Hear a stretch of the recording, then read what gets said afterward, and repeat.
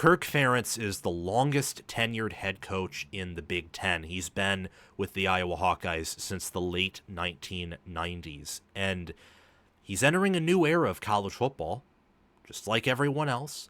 And last year, I thought it was pretty admirable how him and the Hawkeyes adjusted. I mean, their offense was electric at times on the ground. The passing game never really got figured out, but you saw Jacob Gill and Reese Vanderzee emerge there. And the defense, well, it took a little bit of a step back, was still one of the better defenses in the nation. I mean, 8-5, 6-3, with a lot of backups. They played competitively with the 10-win Missouri team in the Music City Bowl, and they were tied for 5th in the Big Ten. So Iowa has things to be excited about entering 2025 for sure, especially Mark Gronowski at quarterback, who I think will be their best quarterback that we've seen in a minute. I very much lean positive with Iowa at quarterback. And I also lean positive with them at running back, even though they lost Caleb Johnson, their trenches, and their special teams. Where I lean a little bit negative is wide receiver. It's better than recent Iowa wide receiver rooms. Almost said Ohio State, but maybe I was thinking of Caleb Brown there. Went from Ohio State to Iowa, now I think is at Colorado State. Correct me if I'm wrong. And I also think that the defensive backfield, linebacker and corner especially, have some issues and some questions that need answering. This Hawkeyes team, when I look at my all Big Ten teams and the best players in the Big Ten, Drew Stevens is an All-American kicker. He's on my All-American list, yes. I like Reese Dakin to take a step forward, and Caleb Wheatgen, is on my All-American team as well, and obviously all Big Ten team. I have my best overall returner. Gronowski barely missed my all Big Ten teams at QB, and I have several of them. I have more teams and more spots per team than most all-conference teams. But the Big Ten stacked at quarterback this year. I mean, I don't even think Nico Imaliava is a unanimous top third QB in the Big Ten. I don't. And yet he's pretty darn good. So Big Ten's deep at QB. I think Iowa will have a good QB. I like Kamari Moulton at running back and Jason Patterson behind him. I have Logan Jones as the best overall center in the Big Ten, and Bo Steffens, Leighton Jones, Gennings Dunker are some other players mentioned on my All-Big Ten team on the O-line. Before we resume this segment, please take a few seconds of your time to make sure you have liked the video, subscribe to the channel, hit the notification bell for the channel and for any team podcasts and playlists linked in the description, and also comment your thoughts down below in the comment section and join my Discord server via the description. All of those things I just asked you to do are completely free, and they sign you up for things related to my channel, or they don't sign you up for anything. No cost to you, and all the benefit to you because we release daily college football content here on College Football with Sam.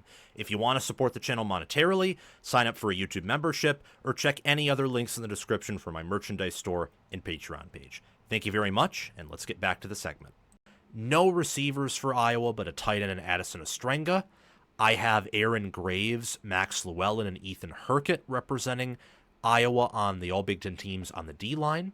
Don't have anyone at linebacker. I do have Cohen Entrinker and Xavier Nwampka at safety, and also have TJ Hall at corner. This Iowa defense is still relatively stacked to other units in America. It's fascinating looking at their roster. The fact that Tim Lester's in year 2 as the OC, and good coaches, good coordinators, and Lester's one of them, they typically give their team their best improvement from year 1 to year 2. We saw this with Jim Knowles at Ohio State, with Jesse Minter at Michigan. We have seen this before with looking at, just trying to think of a name. We've saw it with Oregon wasn't in the Big Ten when this happened, but think of Oregon's defense. Lupoy and that staff from year 1 to year 2. And I've been very critical of Lupoy. I don't think he's a great DC or even good, but I think he's average. He's an elite recruiter, and they have a good support staff. So same logic applies. And then on offense, they even made big steps, of course. We saw this with Nick Saban from year 1 to year 2 at Alabama. We saw it with Urban Meyer. Year 1 to year 2, much better quality team. Same with year 2 to year 3, especially at the end of the year when Ohio State won that title. We've seen this before with Iowa, too. From 23 to 24, when, you didn't have any you had major staff change, but you didn't have any major staff changes that were in year 2 of their tenure. Regardless, you had a massive upgrade at the OC position and a lot of production coming back. But Iowa regressed in record because of A, you can't always win your close games. The law of close games bit them in the butt. And B, their schedule was tougher. And this Iowa schedule is insanely tough. This has to be the toughest Iowa schedule that I can remember. Week 1, they play UAlbany. Week 2 at Iowa State. Week 3, UMass. Now, I will give you a hint and tell you, in my deep dives is when I'll go through every game and give you the exact win, loss, and tell you how I think Iowa or other teams will win or lose said game in my team deep dives. I think they're going to go 3-0 in non-conference, but look at this conference schedule here on the screen, and if you're not watching, you can just listen to me say it. Week 4, they play at Rutgers. Week 5, they host Indiana. Week 6, they have a bye. Week 7, they travel to Wisconsin. Week 8, they host Penn State. Week 9, they host Minnesota. Week 10, they have a bye. Week 11, Oregon at home. Week 12, they travel to USC. Week 13, they host Michigan State. In Week 14, they travel to Nebraska. That's a tough schedule. 4 road games and 5 home games in Big Ten play, but you have the road non-conference game at Iowa State, and your home games are Indiana, Penn State, and Oregon, which you want. You don't want those games to be road games because you wouldn't beat Oregon or Penn State on the road, and I don't even think you'd beat Indiana on the road if you're Iowa. You can beat all of them at home. Maybe put a caveat for Penn State. Maybe. But I'm not going to say Kinnick Stadium can't overcome any team that faces them, especially if Iowa is able to play true complementary football, meaning good defense and a good offense. And there's a chance Iowa does that this year. But there's a lot of opportunity for losses, and they only bring back 56% of their production, so they lose several key players, several of them. And I'm a little bit lower on Iowa than some. Many will criticize this. I'm picking them to go 5-7, 2-7 in Big Ten conference play, tied for 13th in the Big Ten. This is a team that if they were in the Big 12, I would be tempted to pick them to win the league.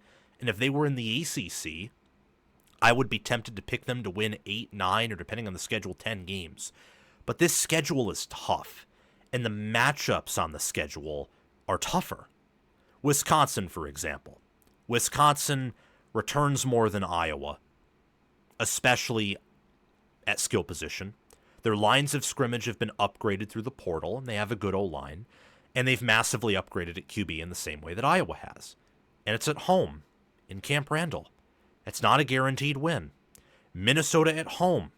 Well, the last time Minnesota played Iowa, Minnesota won, and Minnesota right now profiles as having a more talented, better, and deeper defense, especially in the defensive backfield.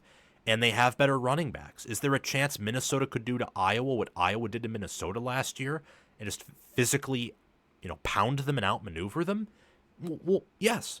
Is Michigan State at home a guaranteed win? Not when Michigan State may have the superior QB, and it might be late in the year, and although Michigan State may suffer from injuries taking them out, could be the same with Iowa.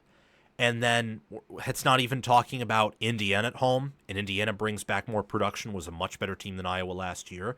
And then Rutgers on the road, or USC on the road, or Iowa's had Nebraska's number, and I still think Iowa actually matches up well with Nebraska this year, but Nebraska's to play through an easier schedule, and that matters, and that will help protect their depth relative to Iowa's. Nebraska also upgraded its special teams coordinator, and special teams in Nebraska is what has helped Iowa win some of those Heroes Trophy games, just for context there. I don't have a read on Iowa, if I'm being honest. I'm going to say that straight up. I hate picking them to go 5-7. I see this as more of a 6-6, 7-5 team myself. I really do. So 3 or 4, maybe even 5 wins in Big Ten Conference play. I see that more than 2, outside of maybe 5 Big Ten wins. But certainly 3 and 4 I think are more likely than 2. You just have to pick someone to collect all the losses in the super conferences. And while I think Iowa will be a top 35, top 30 team in power ratings, I think they're going to lose some close games. They'll win some close games too, but lose some. And they just don't have the depth, I think, to last against some of these teams, especially when November rolls around. Could be wrong. I have underestimated Iowa and Kirk Ferentz before, but I've also picked him to do fairly well in 2023, for example, picked them to win 9 games, picked them last year to go 11-1 regular season. 2022, I picked them to win only 6 or 7 games and was pretty dead on about that. Just with how much they lost on defense and losing their offensive line, their center specifically at the time, Tyler Linderbaum, I suspected that combined with Petrus and Brycen Ferentz, the younger, coming back, that would cause damage. And it did, along with a schedule where they had to host Michigan, had to travel to Ohio State. It was a very tough schedule. I think Iowa has something similar this year, though they play more complementary football, so that could help them be much better than the 2022 team, and I think they'll be better than the 2022 team. However, their depth on defense is not nearly the same as it was in 2022. Their tight end depth isn't the same, and those have been Iowa's primary identity. And the schedule is tougher, because Iowa State is better now than they were in 2022, and Penn State, Oregon, and Indiana, all at home. That is probably as tough as hosting Michigan and playing Ohio State that year. Maybe a little bit easier. But some other games that they have to play, that we already talked about, will make it challenging for this team to really overachieve and flirt with the playoffs again. I mean, they're plus 760 to reach the playoffs for a reason, plus 3,800 to win the Big Ten for a reason as well. And factoring in the schedule, that's actually saying Vegas likes Iowa to be a good team, and I do too. I just think they'll lose some more games, close games probably, than Vegas expects. My mild prediction is that Mark Gronowski will be Iowa's best quarterback since Nate Stanley. My medium prediction, going up in the Scoville scale until we reach Hellfire, my hottest prediction for Iowa, the offense improves and becomes a certain top 50 unit. And by certain, I mean it's definitely top 50. And people aren't arguing with that. They're debating maybe whether it's top 40. But top 50, averaging points per game and efficiency, I think Iowa will reach that. My hot prediction is that the Iowa defense will become a more Jekyll and Hyde version of last year's self. They're going to drop off in the secondary, definitely drop off at linebacker. So that may result in some more frustrating plays. Maybe some bigger plays through the air, or more broken tackles. But that D-line is going to be better, based on what I'm seeing and what they bring back, looking at the PFF grades, the film. I think they're going to generate a better pass rush with their front four. And that may help compensate. They may not have to blitz as much. And I don't know how much Iowa blitzed last year, but not having to do it as much if you need to get pressure, regardless of how much you do it, is always helpful. And they still have some good players in the secondary. Their secondary was good last year, just wasn't elite like it was in prior seasons. My scorching prediction is the Hawkeyes suffer their first losing regular season since 2012. The only reason it's not a Hellfire prediction is because I think this one's even bolder. That I think Iowa goes 0-4 in the month of November due to depth concerns. I think this schedule, whether it's playing, starting off against Iowa State as your first Power 4 team, you have 10 Power 4 teams, many of them on the road. Many of them have similar depth to you in theory. And I think that after playing Indiana, at Wisconsin, Penn State, Minnesota, all these teams were very physical. I think that parts of the offensive and defensive depth are going to get worn down. And I think they'll play Oregon competitively, but I don't think they'll win because I think Oregon can score quickly in a way that Iowa can't. And it's not like Oregon has awful special teams or some crippling weakness on defense that Iowa will be able to exploit by that time in the season. Although maybe Oregon's D tackles and run defense, but we'll have to see about that. And then, USC on the road. That's going to be tough with the travel, and I don't think USC is going to be overlooking a team like Iowa. Michigan State is what makes this Hellfire, because Michigan State will also suffer from depth concerns, but I think MSU is a better staff. MSU worked Iowa last year, should give Iowa some motivation. However, at the same time, I think that Michigan State's scheme and the fact that they have a great receiver group and a great QB match up well with Iowa's scheme, and also their questions in the defensive backfield. And Nebraska. If this game was in Kinnick, I would pick Iowa to win. Neutral field, I might even pick Iowa to win. But it's at Nebraska, and Nebraska's going to be good enough to where I think they'll have a little bit of a different energy and some more pressure relieved off of them. I also don't think Rule is brain dead like Frost was, so they'll adapt and learn from what was a disastrous loss last year to Iowa. And that's my predictions for Iowa right there. Thank you so much for tuning in there and watching. I hope I'm wrong about Iowa. I like to root for a lot of the smaller Big Ten teams to surprise me and have success.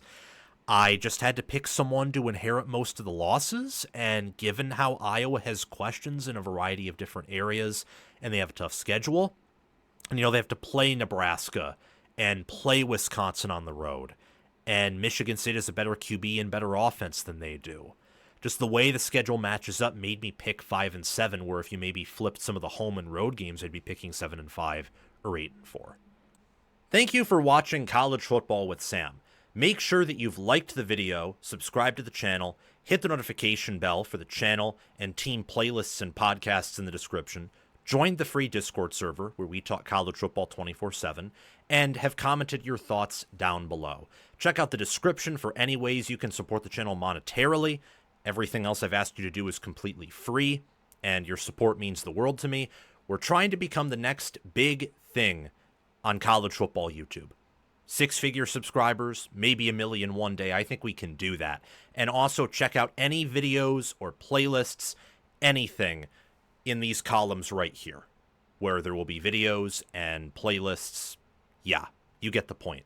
Have a fantastic day, and I will see you in the next one.